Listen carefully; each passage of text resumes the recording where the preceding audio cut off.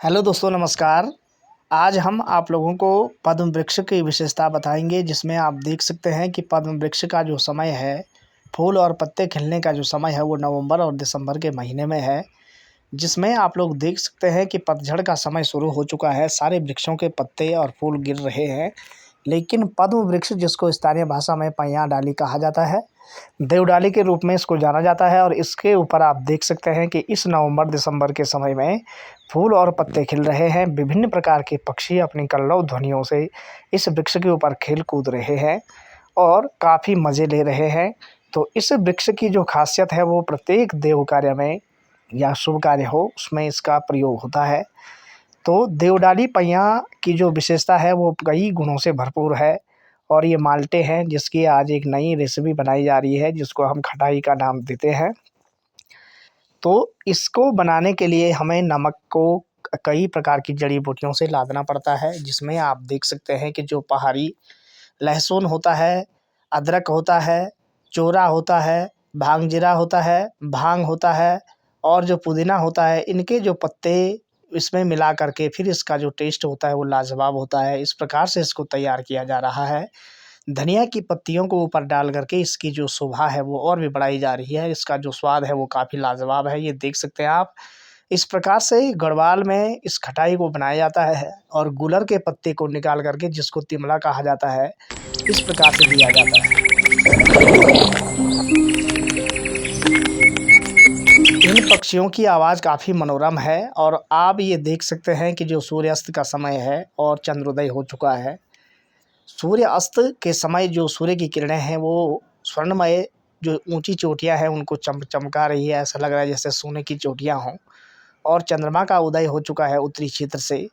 तो इस प्रकार से मद्महेश्वर जो धाम है वहाँ से चंद्रोदय हो चुका है, पूर्णिमा का दिन है और चंद्रोदय हो चुका है।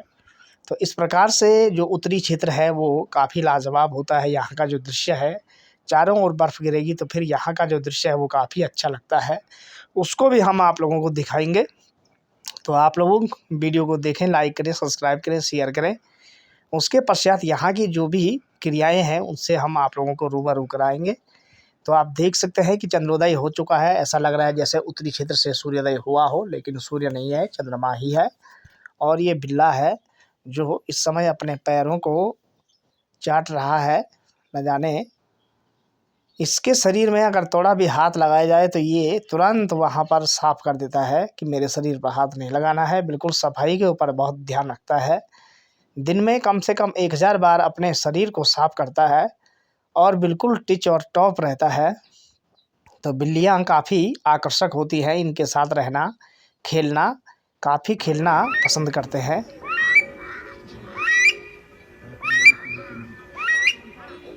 ये मोनाल पक्षी है जो उत्तराखंड का राज्य पक्षी है, और ये खड़भौरा है जो अपने घर के निर्माण करने के लिए कंकड़ पत्थर, मिट्टी के जो गीली मिट्टी है उस चिकनी मिट्टी को उठा करके अपने घर के निर्माण करने के लिए ले जा रहा है।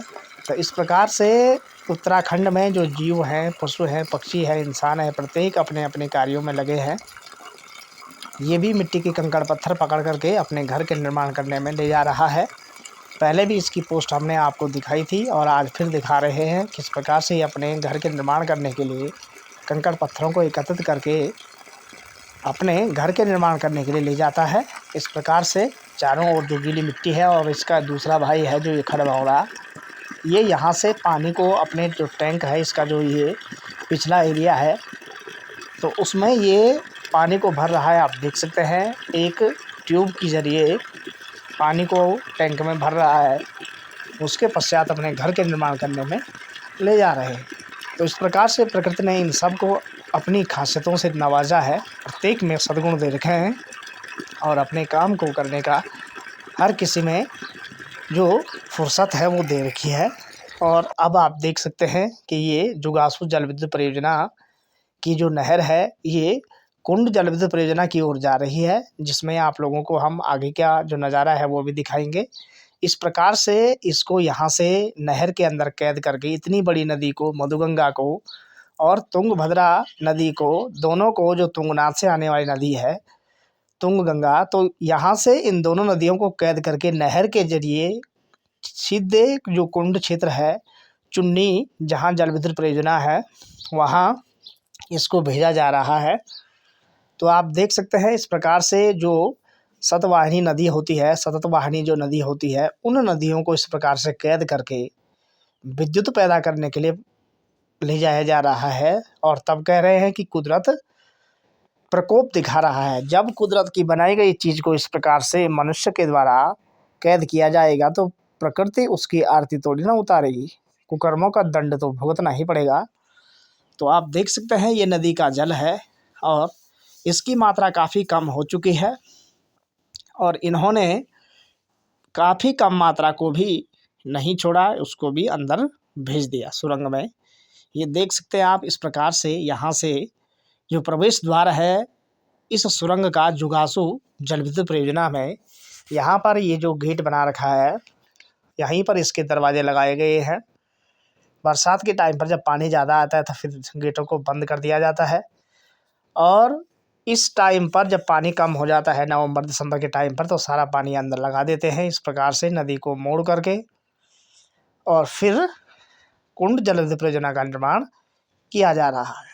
तो इस प्रकार से प्रकृति के साथ छेड़खानी होगी तो उसका परिणाम तो भुगतना ही पड़ेगा। ये देख सकते हैं आप, ये लोग यहाँ इस पर जो ये बैराज है प्रत्येक साल काम कर रहे हैं और नदी इसको इस प्रकार से जो खड्ड है ऐसा बना रही है, तोड़ फोड़ रही है, फिर भी ये नहीं मान रहे हैं। इनको कई बार मना कर दिया कि ऐसे काम मत करो, लेकिन ये नहीं मान रहे हैं। आप देख सकते हैं कितना सरिया है, बर्बाद कर दिया है नदी ने। और ये हमारे गोविंद भाई साहब हैं जो हम यहाँ घूमने फिरने आए। ये देख सकते हैं आप इस प्रकार से नदी ने इसको गर्तांग गली में बदल दिया है। ऐसी गलियाँ, ऐसी घाटियाँ बना रखी हैं। तो आगे का जो नज़ारा है ये देख सकते हैं आप, ये कुंड का क्षेत्र है जहाँ से यहाँ से नदी के जो ज़्यादा पानी है ओवरफ्लो उसको यहाँ से निकाला जा रहा है और ये इसका फव्वारा है। यही से काफ़ी अच्छा व्यू है इसको देखने के लिए। ये देख सकते हैं आप, यहाँ से जो ओवरफ्लो पानी है उसको बाहर निकाला जा रहा है और बाकी पानी को चुन्नी जल विद्युत परियोजना इसी के बगल में ले जाया जा रहा है विद्युत तैयार करने के लिए। तो मधुगंगा घाटी से जो पानी आया उसका जो ओवरफ्लो है इस सुरंग से बाहर निकला और यहाँ पर एक झरने का निर्माण हो रहा है। तो इस प्रकार से ये व्यू है, काफ़ी दिलचस्प है, देखने में काफ़ी अच्छा लग रहा है। ये इसका निचला एरिया है, काफ़ी आवाज़ें यहाँ पर आ रही हैं और इस प्रकार से यहाँ का जो दृश्य है वो देखा जा रहा है। काफ़ी कोहरा निर्माण हो रहा है और पानी बिल्कुल दूध की तरह वाइट दिख रहा है, आप देख सकते हैं। तो इस प्रकार से गढ़वाल क्षेत्र का जो सत्यानाश किया जा रहा है सुरंग वालों के द्वारा, तो ये प्रकृति के साथ छेड़खानी है जिसका परिणाम इंसान को भुगतना पड़ेगा। इनका तो कुछ नहीं जाएगा, लेकिन यहाँ के लोकल लोगों का जो भविष्य है वो खतरे की जद से ऊपर जाएगा। तो इस प्रकार से अब आगे आपको एक घटना के बारे में बता रहे हैं जिसमें आप देख सकते हैं कि एक गाड़ी आज जो मनीष सिंह पवार है ग्राम अलियाना राशि का, तो उसकी गाड़ी लेक में वायरिंग कराने के लिए लिया रखी थी, जहाँ पर कुलदीप भाई के वहाँ पर इसने जो गाड़ी है वो न्यूट्रल में थी और अपने आप सामान लेने के लिए इधर गया, लेकिन तब तक गाड़ी पीछे के रास्ते नीचे गिर गई है और इस गाड़ी को ऊपर निकालने के लिए दो जेसीबी आ रखे हैं, जिसमें एक आनंद सिंह नेगी और एक कपूरी मोहन नेगी, दोनों के जेसीबी इसको ऊपर निकालने की कोशिश कर रहे हैं और निकाल रहे हैं। धीरे धीरे गाड़ी को ऊपर निकाला जाएगा और गाड़ी की जो स्थिति है वो काफ़ी डैमेज है। शुक्र ये है कि इसमें कोई नहीं था और गाड़ी मनीष सिंह पवार ये ग्राम अलियाना राशि का है, लेकिन क्या करें इसकी किस्मत में आगे सही लिखा था तो ये बहुत हुआ है। अब इसको आगे इस पर काफ़ी खर्चा उठाना पड़ेगा, इंश्योरेंस का कार्य नहीं है। तो इस प्रकार से कभी कभी जो लापरवाही होती है वो भारी पड़ जाती है और न्यूट्रल गाड़ी पीछे चली गई, जिसका परिणाम जो है वो काफ़ी भयानक हुआ और अब इसको कम से कम 1 महीना लगेगा इसको सही कराने में। इसका जो समय है वो काफ़ी बड़ा रहेगा। भगवान इसको सबको सहन करने की क्षमता दे और गाड़ी दोनों तैयार हो जाए, इससे ये सड़क पर दौड़ पड़े ताकि दुख को भूल सके, ऐसी हमारी कामना है ईश्वर से। अगर आपको हमारे द्वारा दी गई जानकारी अपडेट अच्छी लगे तो आप लाइक करें, सब्सक्राइब करें, शेयर करें। आप सभी लोग खुश रहें, सुखी रहें, आज़ाद रहें। जय बाबा भूगढ़।